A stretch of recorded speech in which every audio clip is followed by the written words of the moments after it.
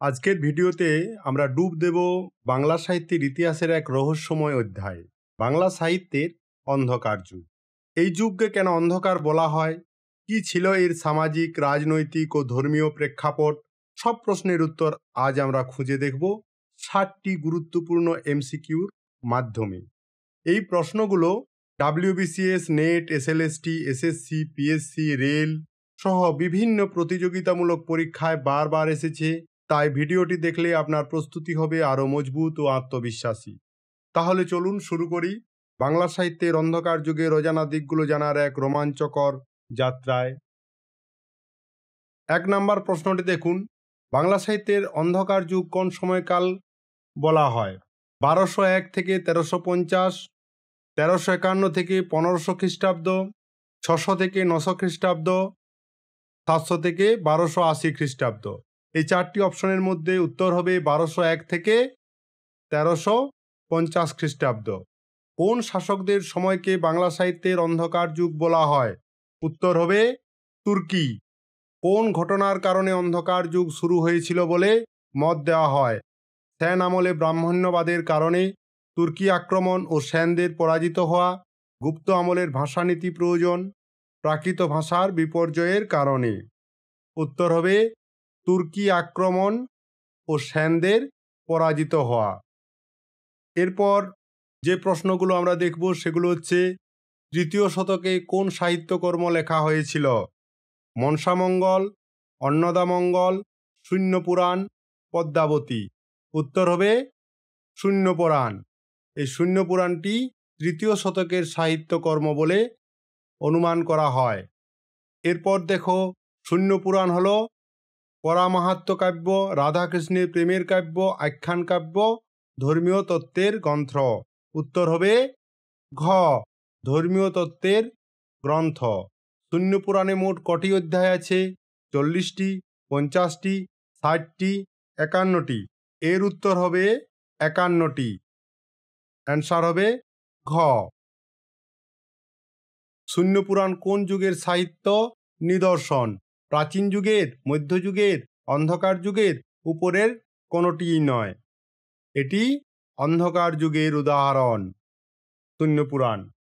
অন্ধকার যুগের পর বাংলা সাহিত্যের কোন যুগ শুরু হয়? আধুনিক যুগ, মধ্যযুগ, আদিযুগ, আধুনিক পরবর্তী যুগ। উত্তর হবে মধ্যযুগ। 9 নম্বর প্রশ্নটি দেখো, অন্ধকার যুগে বাংলা ভাষার উপর কী প্রভাব পড়ে? সংস্কৃতের প্রভাব বৃদ্ধি পেয়েছিল, ফরাসি না আরবি শব্দের অনুপ্রবেশ হয়েছিল, না স্থানীয় উপভাষার বিকাশ হয়েছিল, না ইংরেজি শব্দের আগমন ঘটেছিল? কি হয়েছিল? না, খ অ্যান্সার হবে যে ফরাসি ও আরবি শব্দের অনুপ্রবেশ। অন্ধকার যুগ 1200 থেকে 1350 খ্রিস্টাব্দ। বাংলা ভাষার উপর প্রধান প্রভাব পড়েছিল ফরাসি ও আরবি শব্দের অনুপ্রবেশের মাধ্যমে। এর প্রধান কারণগুলো ছিল মুসলিম শাসনের সূচনা, তুর্কি শাসকদের মাধ্যমে ফরাসি ভাষার প্রসার, প্রশাসনিক ভাষা। ফরাসি ছিল সেই সময়কার সরকারি কাজকর্মের ভাষা, সাংস্কৃতিক মিথস্ক্রিয়া, স্থানীয় ও ইসলামী সংস্কৃতির মেলবন্ধন এই সময়েই শুরু হয়েছিল। নতুন শব্দভাণ্ডার তৈরি হয়েছিল। প্রশাসন, আইন, বাণিজ্য ও দৈনন্দিন জীবনে নতুন শব্দের আগমন হয়েছিল। যদিও এই সময়ে সংস্কৃতের প্রভাবও কিছুটা ছিল এবং স্থানীয় উপভাষার বিকাশ চলছিল, কিন্তু বাংলা ভাষার উপর সবচেয়ে স্পষ্ট প্রভাব ছিল ফরাসি ও আরবি শব্দের অনুপ্রবেশ। ইংরেজি শব্দের আগমন অনেক পরের ঘটনা। এরপর প্রশ্ন দেখুন, কোনটি অন্ধকার যুগের নিদর্শন? শ্রীকৃষ্ণ কীর্তন, মেঘনাদ বধ কাব্য, অনুবাদ সাহিত্য, চর্যাপদ। উত্তর হবে চর্যাপদ। এখানে অনেকের মনে প্রশ্ন আসতে পারে যে চর্যাপদ তো স্যার প্রাচীন সাহিত্যের নিদর্শন, বিশেষ করে প্রাচীন যুগের নিদর্শন এটা। কিন্তু অ্যান্সার যদি এইভাবে দেওয়া থাকে তাহলে কিন্তু এটা ভুল অপশন নয়। উত্তর হবে অবশ্যই চর্যাপদ। কেন, তার ব্যাখ্যা করছি। চর্যাপদ অন্ধকার যুগের একটি গুরুত্বপূর্ণ নিদর্শন। যদিও এর রচনাকাল অন্ধকার যুগের আগে, আনুমানিক 7ম থেকে 1200 শতকে, তবে এটি বাংলা ভাষার প্রাচীনতম লিখিত নিদর্শন হিসাবে অন্ধকার যুগেও এর প্রভাব বিদ্যমান ছিল। কিছু কিছু পদ এই সময়েও লেখা হয়েছিল। শ্রীকৃষ্ণ কীর্তন মধ্যযুগের প্রথম দিকের নিদর্শন, মেঘনাদ বধ কাব্য আধুনিক যুগের নিদর্শন, অনুবাদ সাহিত্য কি মধ্যযুগের নিদর্শন। তাহলে চর্যাপদ একমাত্র অন্ধকার যুগের নিদর্শন। এরপর আমরা 11 নম্বর প্রশ্নতে যাব। অন্ধকার যুগে সাহিত্য রচনার প্রধান মাধ্যম কি ছিল? অন্ধকার যুগে সাহিত্য রচনা কিসের মাধ্যমে হতো আর কি? মুদ্রণের, পুঁথি, শিলালিপি বা মুখে মুখে। অন্ধকার যুগে সাহিত্য রচনার প্রধান মাধ্যম ছিল মৌখিক। অন্ধকার যুগে সাহিত্য রচনা ও সংরক্ষণের প্রধান মাধ্যম ছিল কিন্তু মৌখিক। এর কারণগুলো হলো লিখন সামগ্রীর অভাব, কাগজ কালি ইত্যাদির সীমিত প্রাপ্যতা ছিল, সংরক্ষণের সমস্যা, লিখিত উপাদান সংরক্ষণের অসুবিধা হতো, সাধারণ মানুষের অক্ষরজ্ঞানহীনতা, বেশিরভাগ মানুষ পড়তে লিখতে পারত না, মৌখিক ঐতিহ্যের প্রাধান্য, গান গাথা কাহিনী মুখে মুখেই সংরক্ষণ করা ছিল। সেই সময়কার উল্লেখযোগ্য একটি নিদর্শন। মৌখিক মাধ্যমের বৈশিষ্ট্য কী ছিল? না গায়েন ও গায়িনীদের মাধ্যমে প্রচার হতো, লোকগীতি ও পালা গানের মাধ্যমে বংশ পরম্পরায় সংরক্ষণ হতো, ধর্মীয় উপাখ্যান ও আখ্যানমূলক গাথা এই সময়ে ব্যাপকভাবে প্রচলিত ছিল। বিভিন্ন উৎসব অনুষ্ঠানেও এই বিষয়গুলোকে পরিবেশন করা হতো। অন্যান্য যে বিকল্পগুলি এখানে রয়েছে, যেমন পুঁথি খুবই সীমিত আকারে মূলত ধর্মীয় প্রতিষ্ঠানে এগুলো ব্যবহার হতো। শিলালিপি অত্যন্ত বিরল ছিল এই সময়ে। মুদ্রণ, তখনও বাংলায় মুদ্রণ যন্ত্র আসেনি। এরপর আমরা 12 নম্বর প্রশ্নে যাব। অন্ধকার যুগের ইতিহাস অস্পষ্ট হওয়ার প্রধান কারণ কি? সাহিত্যের অভাব, ঐতিহাসিক নথির অভাব, ভাষাগত জটিলতা, রাজনৈতিক অস্থিরতা। উত্তর হবে কি? ঐতিহাসিক নথির অভাব। অন্ধকার যুগের শেষ নিদর্শন হিসেবে কোন গ্রন্থটিকে ধরা হয়? চণ্ডীমঙ্গল, মনসামঙ্গল, অন্নদামঙ্গল। এটির আরেকটি অপশন হতো শ্রী কৃষ্ণ কীর্তন কাব্য। অ্যান্সারটি হবে শ্রীকৃষ্ণ কীর্তন কাব্য। যে আমি আগের প্রশ্নটি আলোচনা প্রসঙ্গে জানিয়েছিলাম যে শ্রীকৃষ্ণ কীর্তন মধ্যযুগের প্রথম দিকের নিদর্শন। এইরকমভাবে প্রশ্ন থাকলে এর উত্তরের অপশন যদি শ্রীকৃষ্ণ কীর্তন কাব্য হয়, আর চণ্ডীমঙ্গল, মনসামঙ্গল, অন্নদামঙ্গল বা অন্যান্য যেগুলো নিদর্শন রয়েছে সেগুলোর যদি নিদর্শন থাকে, সেক্ষেত্রে উত্তর হবে কিন্তু শ্রীকৃষ্ণ কীর্তন কাব্য। কেন শ্রীকৃষ্ণ কীর্তন কাব্য হবে? না বাংলা সাহিত্যের অন্ধকার যুগের শেষ নিদর্শন ও মধ্যযুগের সূচনাকারী গ্রন্থ হিসাবে শ্রীকৃষ্ণ কীর্তনকে ধরা হয়। এর কারণ কি? না রচনাকাল 1400 থেকে 1500 শতক, অন্ধকার যুগ চলেছিল 1200 থেকে 1350 খ্রিস্টাব্দ। শ্রীকৃষ্ণ কীর্তন কাব্য তৈরি হয়েছিল কখন? 1350 থেকে 1500 খ্রিস্টাব্দের মধ্যে ধরা হয় এর রচিত। এটি অন্ধকার যুগের সমাপ্তি ও মধ্যযুগের সূচনা নির্দেশ করে। বোঝা গেল কেন আমি বললাম? এরপর আমরা 14 নম্বর প্রশ্নটি নিয়ে আলোচনা করব। অন্ধকার যুগে বাংলা ভাষা কি নামে পরিচিত ছিল? গৌড়ী অপভ্রংশ, খুবই গুরুত্বপূর্ণ এটি কোশ্চেন। মাগধী প্রাকৃত, বৈদিক ভাষা, সাধু ভাষা। অন্ধকার যুগে বাংলা ভাষাকে কি নামে ডাকা হতো? গৌড়ী অপভ্রংশ হিসাবে ডাকা হতো। কেন ডাকা হতো? না সংস্কৃত হচ্ছে প্রাচীন যুগ, মাগধী প্রাকৃত হচ্ছে মৌর্য যুগ, অপভ্রংশ হচ্ছে গুপ্ত যুগ, গৌড়ী অপভ্রংশ হচ্ছে পাল সেন বা অন্ধকার যুগ, আদি বাংলা হচ্ছে মধ্যযুগ। বোঝা গেল কেন বললাম? লিখে দেব অপশন। যে সংস্কৃত কি, সংস্কৃত যে ভাষাটি ছিল, সংস্কৃত কি হতো? এটি প্রাচীন যুগের নিদর্শন হিসাবে ব্যবহার করা হতো। এরপর মাগধী প্রাকৃত, এটি কোন সময়ের যুগ? এটি মৌর্য আমলে প্রতিষ্ঠিত ছিল এই ভাষাটি। অপভ্রংশ কখন হয়েছিল? অপভ্রংশ গুপ্ত আমলে হয়েছিল। ঠিক আছে, এখন আমাদের যে অ্যান্সার কি? গৌড়ীয় অপভ্রংশ। ঠিক আছে, গৌড়ীয় অপভ্রংশ এটি কোন সময়ের ভাষা? এটি পাল সেন আমলের ভাষা, তাই এটি অন্ধকার যুগেরও ভাষা তাই এখানে উত্তর হবে গৌড়ীয় অপভ্রংশ। গৌড়ী অপভ্রংশের বৈশিষ্ট্য কি? আঞ্চলিক রূপ কি ছিল? বাংলা, বিহার, উড়িষ্যা অঞ্চলের স্থানীয় ভাষা ছিল। ব্যাকরণগত বৈশিষ্ট্য কি ছিল? না সংস্কৃত ও প্রাকৃতের মিশ্রণ ছিল এতে। সাহিত্যিক ব্যবহার কি? চর্যাপদে এই ভাষার প্রভাব স্পষ্ট। ধ্বনিগত পরিবর্তন কি? সংস্কৃতের জটিল ধ্বনির সরলীকরণ করা হয়েছিল এই সময়। এরপর আমরা 15 নম্বর প্রশ্নটিকে নিয়ে জানব। অন্ধকার যুগের সামাজিক প্রেক্ষাপট কি ছিল? শান্তিপূর্ণ সহাবস্থান, ধর্মীয় সংঘাত ও রাজনৈতিক অস্থিরতা, অর্থনৈতিক সমৃদ্ধি, সাংস্কৃতিক বিকাশ। অ্যান্সার হবে ধর্মীয় সংঘাত ও রাজনৈতিক অস্থিরতা। এরপর আমরা 16 নম্বর প্রশ্নতে যাব।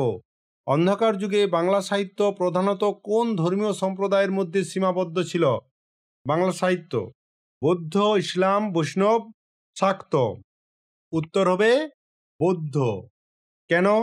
বাংলা সাহিত্য প্রধানত বৌদ্ধ ধর্মীয় সম্প্রদায়ের মধ্যেই সীমাবদ্ধ ছিল। বৌদ্ধ প্রাধান্যের কারণ কি? না ঐতিহাসিক পটভূমিটাই দেখো। পাল বংশ ছিল বৌদ্ধ ধর্মের পৃষ্ঠপোষক। সেন বংশের হিন্দু পুনরুত্থানের পূর্ব পর্যন্ত বৌদ্ধ প্রভাব ছিল প্রবল। বোঝা গেল? তাহলে অন্ধকার যুগের প্রথম দিকের ভাষা প্রধানত বৌদ্ধ সম্প্রদায়ের মধ্যেই সীমাবদ্ধ ছিল। কোন ভাষা? বাংলা ভাষা। এরপর আমরা 17 নম্বর প্রশ্নে যাব। অন্ধকার যুগের পর বাংলা সাহিত্যের পুনরুজ্জীবনের কাদের ভূমিকা ছিল? আবার বলছি, অন্ধকার যুগের পর বাংলা সাহিত্যের পুনরুজ্জীবনের কাদের ভূমিকা ছিল? ইংরেজ শাসকদের, পর্তুগিজ পর্যটকদের, মুসলিম সুফি ও বৈষ্ণব সাধকদের, ফরাসি বণিকদের। উত্তর হবে মুসলিম সুফি ও বৈষ্ণব সাধকদের। এরপর আমরা অন্ধকার যুগ বলতে মূলত কি বোঝায়? সাহিত্যের সম্পূর্ণ অনুপস্থিতি, সাহিত্যের নিদর্শনের অভাব, শুধু ধর্মীয় সাহিত্যের প্রাধান্য, বিদেশি সাহিত্যের প্রভাব। কি? উত্তর হবে খ, সাহিত্যের নিদর্শনের অভাব এই সময় সব থেকে বেশি ছিল। এরপর আমরা 19 নম্বর প্রশ্নতে যাব। অন্ধকার যুগের প্রধান কারণ কি ছিল? অর্থনৈতিক সংকট, রাজনৈতিক অস্থিরতা ও বিদেশি আক্রমণ, প্রাকৃতিক দুর্যোগ এবং সামাজিক বিভাজন। এই চারটির মধ্যে কোনটি হবে? অবশ্যই উত্তর হবে রাজনৈতিক অস্থিরতা ও বিদেশি আক্রমণ। অন্ধকার যুগে বাংলা ভাষার বিকাশ কিভাবে সংগঠিত হয়? সম্পূর্ণরূপে বন্ধ হয়ে যায়, মৌখিক ও লোক সংস্কৃতির মাধ্যমে টিকে থাকে, সংস্কৃত ভাষার সাথে মিশে যায়, শুধু ধর্মীয় অনুষ্ঠানে ব্যবহৃত হয়। উত্তর হবে খ, মৌখিক ও লোক সংস্কৃতির মাধ্যমে টিকে থাকি। এরপর আমরা 21 নম্বর প্রশ্নটিতে যাব। অন্ধকার যুগের সাহিত্যিক নিদর্শনগুলো প্রধানত কি ভাষায় রচিত? সংস্কৃত, পালি, প্রাকৃত, অপভ্রংশ। অ্যান্সার হবে অপভ্রংশ। আমি আগের প্রশ্নটির আলোচনা প্রসঙ্গেই বলেছি। অন্ধকার যুগে বাংলা সাহিত্যের ধারাবাহিকতার রক্ষায় কারা প্রধান ভূমিকা পালন করে? রাজপরিবার, সন্ন্যাসী ও সাধকেরা, বৈদিক পণ্ডিতেরা, বিদেশি পর্যটকেরা। উত্তর হবে সন্ন্যাসী ও সাধকেরা। অন্ধকার যুগের পর বাংলা সাহিত্যের পুনরুজ্জীবনের কোন ধর্মীয় আন্দোলন গুরুত্বপূর্ণ ভূমিকা পালন করে? অন্ধকার যুগের পর ভক্তি আন্দোলন, সুফি আন্দোলন, বৌদ্ধ ধর্মের পুনরুত্থান, ত্রান্তিক প্রচার। উত্তর হবে ভক্তি আন্দোলন। 24 নম্বর প্রশ্ন দেখো। অন্ধকার যুগে রচিত কারামঙ্গল কাব্য কোন দেবতাকে কেন্দ্র করে রচিত? কারামঙ্গল কাব্য অন্ধকার যুগে রচিত কোন দেবতাকে কেন্দ্র করে রচিত? মনসা দেবী, শিব, কার্তিক না স্থানীয় দেবতা? উত্তর হবে মনসা দেবী। 25 নম্বর প্রশ্ন দেখো। অন্ধকার যুগে বাংলার সাথে ভারতের অন্যান্য অঞ্চলের সাংস্কৃতিক যোগাযোগ কিভাবে বজায় থাকে? বাণিজ্যিক সম্পর্কের মাধ্যমে, না ধর্মীয় তীর্থযাত্রার মাধ্যমে, না সামরিক অভিযানের মাধ্যমে, না কূটনৈতিক সম্পর্কের মাধ্যমে? উত্তর হবে ধর্মীয় তীর্থযাত্রার মাধ্যমে। এরপর আমরা 26 নম্বর প্রশ্নটিতে যাব। অন্ধকার যুগে বাংলার কোন মুসলিম শাসকদের আগমন ঘটে? আরব শাসক, তুর্কিদের, মোগল শাসকদের, আফগান শাসকদের? উত্তর হবে তুর্কিদের। এরপর 27 নম্বর প্রশ্নটি লক্ষ্য করো। অন্ধকার যুগে বাংলার শিক্ষা ব্যবস্থা কিভাবে টিকে থাকে? মঠ ও মন্দির ভিত্তিক শিক্ষা কেন্দ্রে, রাজদরবারে, নগরকেন্দ্রিক শিক্ষালয়ে, গৃহশিক্ষার মাধ্যমে? উত্তর হবে মঠ ও মন্দির ভিত্তিক শিক্ষা কেন্দ্রে। এরপর আমরা 28 নম্বর প্রশ্নটিতে যাব। অন্ধকার যুগে রচিত সাহিত্যকর্মগুলো প্রধানত কী ধরনের? মহাকাব্য, গীতিকবিতা, ধর্মীয়, দার্শনিক, নাটক? উত্তর হবে ধর্মীয় ও দার্শনিকমূলক কাব্য। অন্ধকার যুগে সাহিত্যে কোন ভাষার প্রভাব লক্ষ্য করা যায়? এটা ফার্সি, আরবি, সংস্কৃত না ইংরেজি? উত্তর হবে সংস্কৃত। অন্ধকার যুগে বাংলার অর্থনীতি কিভাবে টিকে থাকে? কৃষিভিত্তিক অর্থনীতি, শিল্পভিত্তিক অর্থনীতি, বাণিজ্য ভিত্তিক অর্থনীতি না পশুপালন ভিত্তিক অর্থনীতি? উত্তর হবে কৃষিভিত্তিক অর্থনীতি। অন্ধকার যুগের পর বাংলা সাহিত্যের বিকাশে কোন শহর গুরুত্বপূর্ণ ভূমিকা পালন করে? কলকাতা, ঢাকা, নবদ্বীপ না মুর্শিদাবাদ? উত্তর হবে নবদ্বীপ। এই নবদ্বীপে জন্মগ্রহণ করেছিলেন কে? শ্রী চৈতন্য মহাপ্রভু। আর তাকে কেন্দ্র করে বাংলা সাহিত্যের একটা বিশাল বড় পরিবর্তন ঘটেছিল। এরপর আমরা পরের প্রশ্নটিতে যাব। অন্ধকার যুগের প্রধান দার্শনিক চিন্তা কি ছিল? বেদান্ত দর্শন, নাথ দর্শন, বৌদ্ধ দর্শন না চারবাক দর্শন? উত্তর হবে নাথ দর্শন। এরপর আমরা 33 নম্বর প্রশ্নটিতে যাব। অন্ধকার যুগে বাংলার কোন নতুন শিল্পের বিকাশ ঘটে? চিত্রকলার, ভাস্কর্য, স্থাপত্য না সঙ্গীতের? উত্তর হবে চিত্রকলার। কেন বললাম আমরা না এই সময়ে চিত্রকলার বেশ কিছু দিকে বিকাশ ঘটেছিল, যেমন পুঁথির চিত্রকলা, প্রাচীর চিত্রকলা, তালপাতার পুঁথি চিত্রণ, এইগুলোর মাধ্যমে এই চিত্রকলা বিকশিত হয়েছিল। পুঁথি চিত্রকলা কেমন ছিল? না ধর্মীয় পুঁথির সাথে চিত্রাঙ্কনের প্রচলন এই সময় শুরু হয়। বৌদ্ধ সংস্কৃত পুঁথিতে সচিত্র অলঙ্কার দেওয়া হতে থাকে। রেখাচিত্র ও রঙের এই সময় ব্যবহার হতে শুরু করে। প্রাচীর চিত্রকলা কেমন?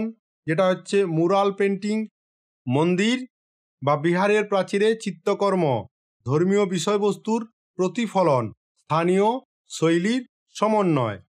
আর একটা ছিল তালপাতার পুঁথি চিত্রণ। কেমন? না তালপাতার লিখিত পুঁথিতে অলঙ্কার করা হতে শুরু করে এই সময় থেকে।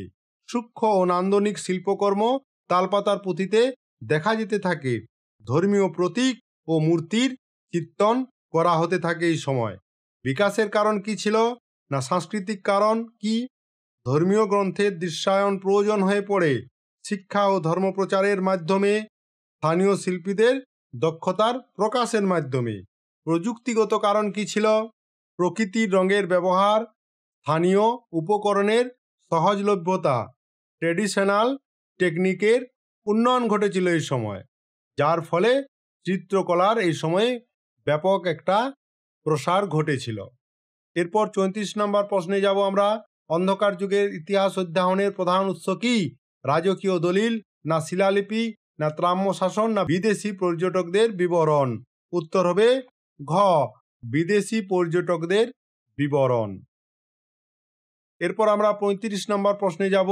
অন্ধকার যুগে বাংলার সাথে দক্ষিণ পূর্ব এশিয়ার সাংস্কৃতিক সম্পর্ক কিভাবে বজায় থাকে? বাণিজ্যিক সম্পর্ক, ধর্মীয় প্রেরণ, সামরিক জোট, কূটনৈতিক সম্পর্ক? উত্তর হবে বাণিজ্যিক সম্পর্ক। অন্ধকার যুগের শেষে বাংলা সাহিত্যের পুনরুজ্জীবনের কোন ব্যক্তিত্ব বিশেষ ভূমিকা পালন করে? চৈতন্য মহাপ্রভু, রামমোহন রায়, ঈশ্বরচন্দ্র বিদ্যাসাগর, বঙ্কিমচন্দ্র চট্টোপাধ্যায়? তোমরা সবাই জানো, অ্যান্সার হবে ক, চৈতন্য মহাপ্রভু। এরপর আমরা 37 নম্বর প্রশ্নে যাব। অন্ধকার যুগে বাংলার সমুদ্র বাণিজ্য কিভাবে প্রভাবিত হয়? সম্পূর্ণ বন্ধ হয়ে যায়, সীমিত আকারে চলে, ব্যাপকভাবে বিস্তার লাভ করে, শুধু উপকূলীয় অঞ্চলে সীমাবদ্ধ থাকে? উত্তর কি হবে? উত্তর হবে খ, উত্তর হবে সীমিত আকারে চলতে থাকে। 38 নম্বর প্রশ্ন লক্ষ্য করো। অন্ধকার যুগে বাংলার গ্রামীণ সমাজের কাঠামো কিরূপ ছিল? স্বয়ংসম্পূর্ণ, শহর নির্ভর, শিল্প নির্ভর, বাণিজ্য নির্ভর? উত্তর হবে স্বয়ংসম্পূর্ণ। এরপর 39 নম্বর প্রশ্ন দেখো। অন্ধকার যুগে বাংলার কোন নতুন কৃষি পদ্ধতির বিকাশ ঘটে? নদীভিত্তিক সেচ পদ্ধতি, বৃষ্টি নির্ভর চাষ, বেস্ট কাল্টিভেশন, টেরেস ফার্মিং? নদীভিত্তিক সেচ পদ্ধতি, অ্যান্সার হবে ক। অন্ধকার যুগের সাহিত্যে কোন বিষয়টি প্রাধান্য পায়? রাজকীয় জীবন, ধর্মীয় বিষয়, প্রেম ও রোমান্স, সামাজিক সমস্যা। উত্তর হবে ক্ষয়, ধর্মীয় বিষয়। এরপর ৪১ নম্বর প্রশ্ন দেখো, অন্ধকার যুগে বাংলার সঙ্গীত কিভাবে বিকশিত হয়? শাস্ত্রীয় সঙ্গীত, লোকসঙ্গীত, ধর্মীয় সঙ্গীত, রাজদরবারের সঙ্গীত। উত্তর হবে ধর্মীয় সঙ্গীত। অন্ধকার যুগে বাংলার নৃত্যকলা কিভাবে টিকে থাকে? রাজদরবারে, মন্দিরে, লোক উৎসবে, ধর্মীয় অনুষ্ঠানে। উত্তর হবে লোক উৎসবে। অন্ধকার যুগে বাংলার পোশাক পরিচ্ছদ কিভাবে প্রভাবিত হয়? বিদেশি প্রভাব, স্থানীয় রীতি, ধর্মীয় নিয়ম, জলবায়ু অনুসারে। উত্তর হবে স্থানীয় রীতি। এরপর পরের প্রশ্নটিতে যাব আমরা, অন্ধকার যুগে বাংলার খাদ্যাভ্যাস কিভাবে পরিবর্তিত হয়? নতুন খাদ্যশস্যের প্রবর্তন, বিদেশি খাবারের প্রভাব, স্থানীয় খাদ্যের প্রাধান্য, ধর্মীয় বিধিনিষেধ। উত্তর হবে স্থানীয় খাদ্যের প্রাধান্য, গ। এরপর আমরা ৪৫ নম্বর প্রশ্নে যাব, অন্ধকার যুগে বাংলার চিকিৎসাবিদ্যা কিভাবে বিকশিত হয়? আয়ুর্বেদিক চিকিৎসা, ইউনানি চিকিৎসা, লোকচিকিৎসা, মন্ত্রতন্ত্র বেশ চিকিৎসা। উত্তর হবে লোকচিকিৎসা।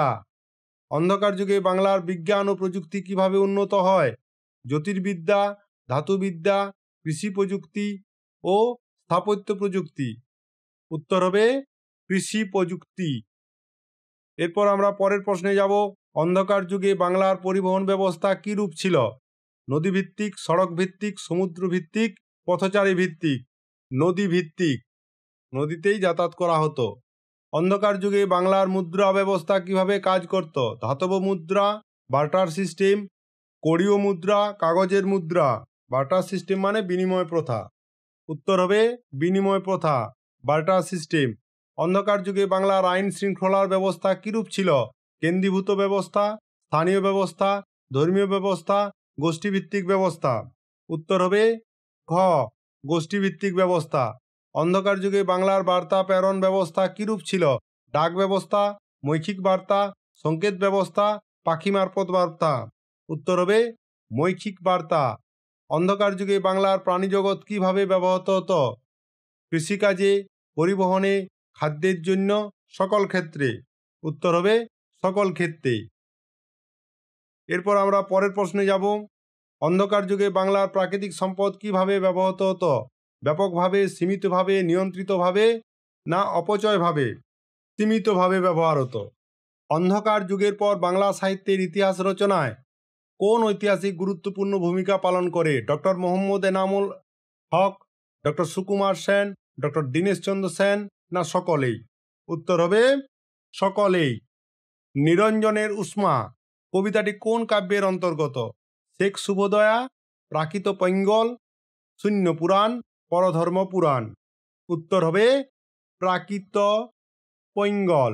নিরঞ্জনের উষ্মা এই কবিতাটি প্রাকৃত পৈঙ্গল থেকে নেওয়া। হাত জোড়ো করিঞ্চা মাঙ্গদান এই লাইনটি কোথা থেকে নেওয়া হয়েছে? গোরক্ষ বিজয়, শেখ শুভদয়া, শূন্য পুরাণ, চর্যাপদ। উত্তর হবে শেখ শুভদয়া থেকে। আঁধার রাতে রচনা বলা হয় কোন কাব্যকে? প্রাকৃত পৈঙ্গলকে, চর্যাপদকে, শ্রীকৃষ্ণ কীর্তনকে, মনসামঙ্গলকে। উত্তর হবে ক, প্রাকৃত পৈঙ্গল। কত খ্রিস্টাব্দে খিলজি বাংলা আক্রমণ করেছিলেন? 1204, 1395, 1200, 1345, 1204। খিলজি যখন বাংলা আক্রমণ করেন তখন বাংলার কোন বংশ রাজত্ব করছিল? অবশ্যই সেন বংশ রাজত্ব করছিল। খিলজি কাকে যুদ্ধে পরাজিত করে বাংলার তুর্কি শাসনের প্রতিষ্ঠা করেছিল? সেন বংশের বৃদ্ধ রাজা লক্ষণ সেনকে পরাজিত করে বাংলায় তুর্কি শাসনের প্রতিষ্ঠা করেছিল। কত সময় ধরে প্রায় অন্ধকার যুগ স্থায়ী ছিল বলে মনে করা হয়? প্রায় 150 বছর ধরে অন্ধকার যুগ স্থায়ী ছিল বলে মনে করা হয়। এরপর ডাক ও খনার বচন কোন সময়ে প্রচলিত হয়েছিল? মধ্যযুগে, প্রাচীন যুগে, অন্ধকার যুগে, যুগ সন্ধিতে। উত্তর হবে অন্ধকার যুগে। শূন্য পুরাণের রচয়িতা কে? রমাই পণ্ডিত, কাহ্নপা, লুইপা, সরহপা। উত্তর হবে রামাই পণ্ডিত। অন্ধকার যুগ শব্দটি প্রথম কে ব্যবহার করেন? Doctor Mohammad Enamul Haque, doctor Suniti Kumar Chattopadhyay, doctor Ashutosh Bhattacharya, doctor Sukumar Sen. উত্তর হবে ডক্টর সুনীতি কুমার চট্টোপাধ্যায়। তার গ্রন্থ the origin of development of the Bengali, the origin and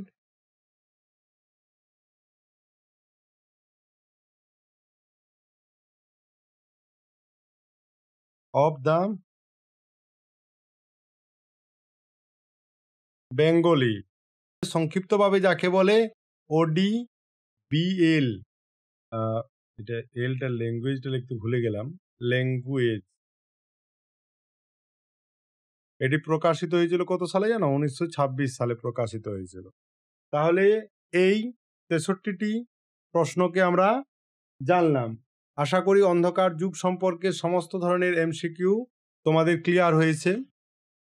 এটাই ছিল আজকের আলোচনা, বাংলা সাহিত্যের অন্ধকার যুগ নিয়ে 60টি গুরুত্বপূর্ণ MCQ ও তাদের বিশ্লেষণ। আশা করি ভিডিওটি আপনাদের ভালো লেগেছে এবং পরীক্ষার প্রস্তুতিতে সহায়ক হবে। যদি ভিডিওটি উপকারে আসে তবে লাইক দিন, কমেন্টে আপনার মতামত জানান এবং চ্যানেলটি সাবস্ক্রাইব করতে ভুলবেন না, কারণ আগামী ভিডিওতে আমরা আসছি মধ্যযুগের বাংলা সাহিত্য নিয়ে আরও গভীর বিশ্লেষণ ও গুরুত্বপূর্ণ প্রশ্নোত্তর নিয়ে। ধন্যবাদ সবাইকে। দেখা হবে পরের ভিডিওতে মিস্টিক্যাল বেঙ্গলির সঙ্গে বাংলা ভাষা ও সাহিত্যের আরও নতুন আলোচনায়।